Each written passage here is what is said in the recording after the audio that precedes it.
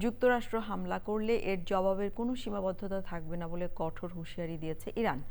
সংঘাত এড়িয়ে দুপক্ষকে আলোচনায় বসার আহ্বান জানিয়েছেন জাতিসংঘ মহাসচিব অ্যান্তোনিও গুতেরেস।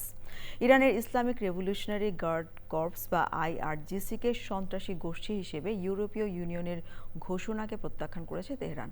বিস্তারিত মীর আমিরুল আলমের রিপোর্টে।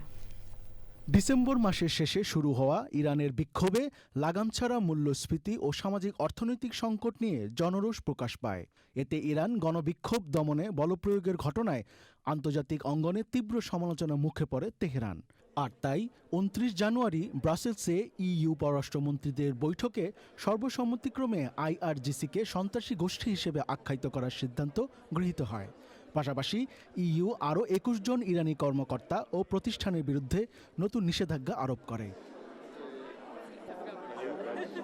এক্সে পোস্ট করে ইইউর পররাষ্ট্রনীতি বিষয়ক প্রধান কাজা কালাস বলেন, কোনো দেশ যদি সন্ত্রাসীদের মতো আচরণ করে তবে তাকে সন্ত্রাসী হিসেবেই গণ্য করা উচিত। তবে ইইউ নেতারা জানিয়েছেন, আইআরজিসিকে কালো তালিকাভুক্ত করলেও ইরানের সঙ্গে আনুষ্ঠানিক কূটনৈতিক পথগুলো পুরোপুরি বন্ধ হবে না।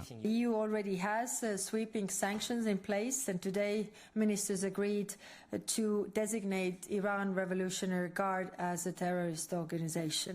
ইউরোপীয় ইউনিয়নের এই ঘোষণাকে প্রত্যাখ্যান করে ইরানের পররাষ্ট্রমন্ত্রী আব্বাস আরাগচি জানিয়েছেন, ইইউ আঞ্চলিক উত্তেজনার মধ্যে পরিস্থিতিকে আরও উস্কে দিচ্ছে।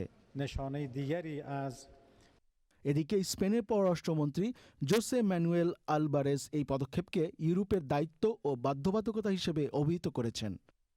১৯৭৯ সালে দেশটির ধর্মীয় শাসন ব্যবস্থা রক্ষায় গঠন করা আইআরজিসি বর্তমানে এটি কেবল সামরিক বাহিনী নয়, বরং ইরানের অর্থনীতি ও রাজনীতির অন্যতম প্রধান নিয়ন্ত্রক।